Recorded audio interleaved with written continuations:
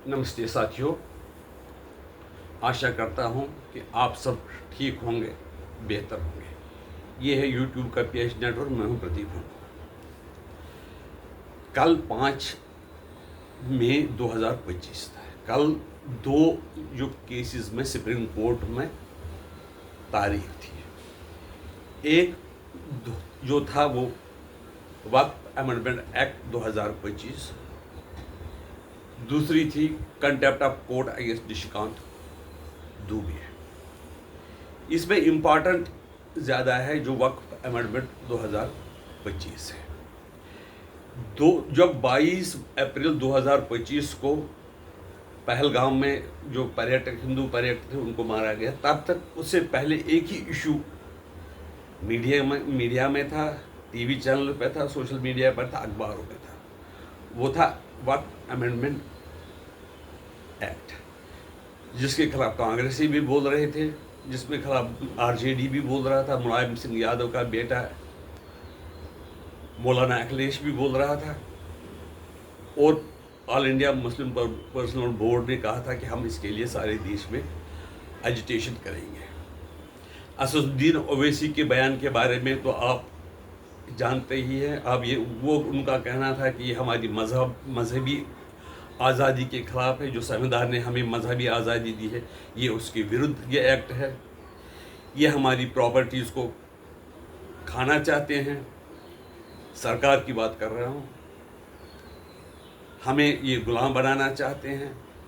सरकार का ये था अप्रोच कि ये जो वक्फ बोर्ड में जो अधिकारी थे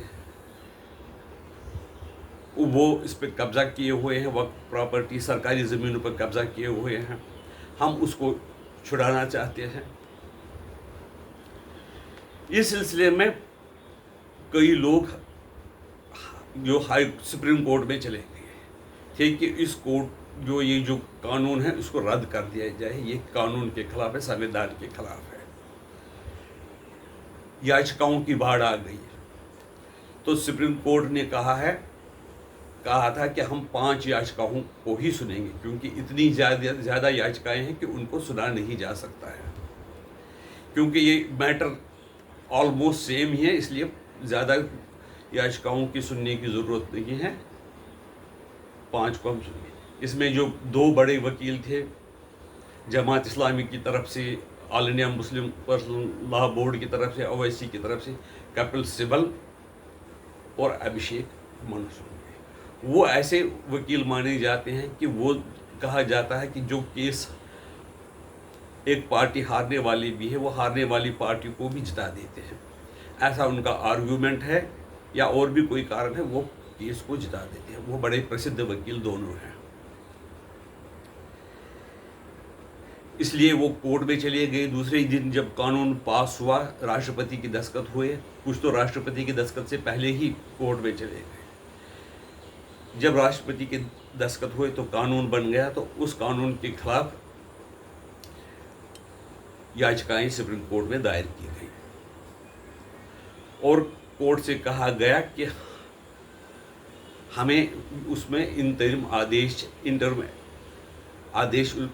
कोर्ट दे दे, ताकि ये कानून को हम उस पर अमली जामा नहीं पहनाया जा सके। इस सिलसिले में सुप्रीम कोर्ट में जो सरकारी वकील थे उसने भी कहा कि हम भी इसमें एक पार्टी बनना चाहते हैं। पहले हमसे पहले सुने जाने से पहले ये कोई कार्रवाई न की जाए।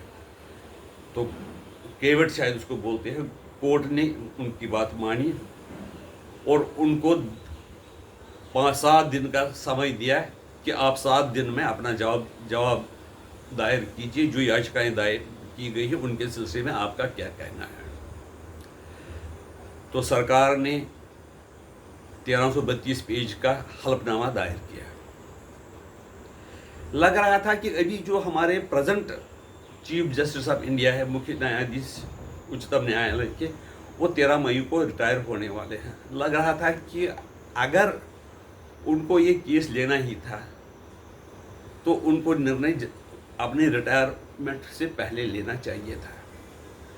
और कई लोगों को मानना था कि अगर वो इतनी जल्दी इस बाकी कानूनों में नहीं थी, बाकी केसों में नहीं थी, इस केस में ऐसी क्या जल्दी थी। लोगों के दिल में ये शंका पैदा हो गई कि ऐसा तो नहीं है कि वो बिल्कुल रिटायरमेंट होने से पहले इस केस का निर्णय कर देंगे।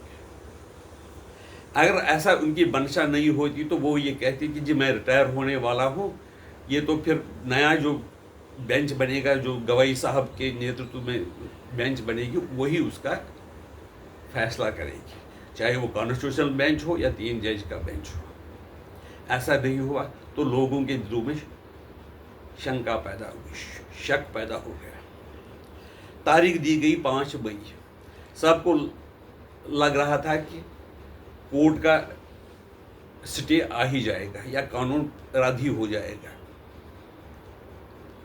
तो क्या हुआ, पहली ही तारीख में वकील साहब जो थे, जो फेमस वकील थे, कपिल सिब्बल और अभिषेक मनु सिंघवी, धवन, R.K. धवन और कुछ भी कोई मुस्लिम वकील है, तो उनसे कहा गया कि आप जो ये आदेश है वाक़ुफ़ बाय यूज़र और जो जिस पर कब्ज़ा हुआ है उसको हटाने का, उसमें इंटरिम रोक लगा दें। लेकिन सरकार ने कहा कि हम कोई कार्रवाई नहीं करेंगे, और जो मुस्लिम नॉन मुस्लिम के अपार्टमेंट में उसकी बात कही गई थी उस पर हम कोई अमल नहीं करेंगे।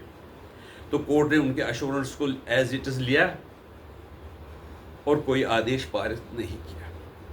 5 तारीख को सबको उम्मीद थी कि कोई ना कोई जो फेवरेट डिसीजन है, वो जो मुसलमान पक्ष है या जो इसके अगेंस्ट है, इस कानून के खिलाफ, उनके पक्ष में कोई निर्णय आएगा। लेकिन ये देखते हुए कि मीडिया में, सोशल मीडिया में, अखबारों में, आम पब्लिक में बड़ा जोश पैदा हो गया, बड़ा गुस्सा हो गया सुप्रीम कोर्ट के प्रति।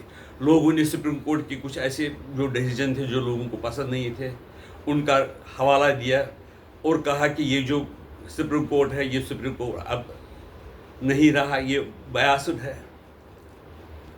पब्लिक में बहुत ही ज़्यादा दबाव सुप्रीम कोर्ट पे आ गया।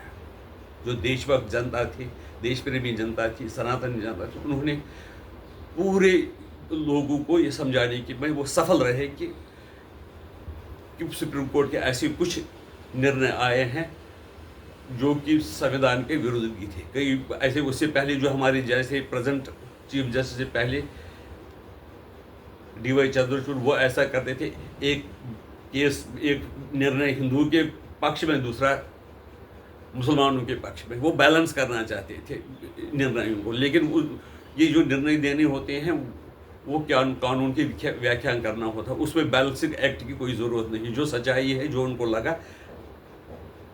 लगना चाहिए था, वैसा डिसीजन देना चाहिए था। इस सिलसिले में लोगों के ये शंका पैदा होगी संजीव खन्ना भी जो यही डिसीजन, ऐसा ही कुछ निर्णय लेंगे। लेकिन 5 तारीख को जब कोर्ट खुल गई तो लोग उम्मीद में थे, न्यूज़ चैनल इस उम्मीद में थे कि कोई डिसीजन आएगा। जब वो जज जो अपनी सीटों पे बैठे, अपनी कुर्सी पे बैठे, तो उन्होंने कहा जी हम ये बड़ा इसमें जवाब जो सरकार ने 1332 पेज का जवाब दाखिल किया है, हम उसका पूरी गहराई से जांच नहीं कर पाए। इसलिए जो नए उच्चतम न्यायालय के मुख्य न्यायाधीश हैं, वही उसमें बेंच बिठाएंगे और आगे की कार्रवाई होगी। लेकिन जो जज जो लगता था कि वो चाहते थे कि 13 मई से ही पहले ये केस हल हो जाए, उसका निर्णय हो जाए, वो दबाव के कारण उसमें इसकी हिम्मत नहीं है कि उस पर कोई निर्णय दे दे। तो उन्होंने फैसला किया कि अगले बेंच पे फैसला छोड़ा। तो ये हमारी ये जो संविधान पर विश्वास करते हैं उनके लिए एक जीत है। अगर पब्लिक जागरूक हो जाए तो चाहे सुप्रीम कोर्ट हो या हाई कोर्ट हो, वो निर्णय खाली संविधान के अनुसार ही दे पाएंगे। दूसरी बात, निशिकांत दुबे ने कहा था कि अगर ये जो गृह युद्ध भारत में होगा वो संजीव खन्ना के कारण पैदा होगा। वो ऐसे उन्होंने कोर्ट में जिस तरह से उनको केस सुनने से के लिए राज़ी हो गए तो उसमें गृह युद्ध पैदा हो सकता है। अगर गृह युद्ध पैदा हो गया तो उसके लिए संजीव खन्ना ही जिम्मेदार थे। तो किसी वकील ने कंटेम्प्ट ऑफ कोर्ट करने के लिए निशिकांत दुबे के खिलाफ एक केस कोर्ट में दायर किया,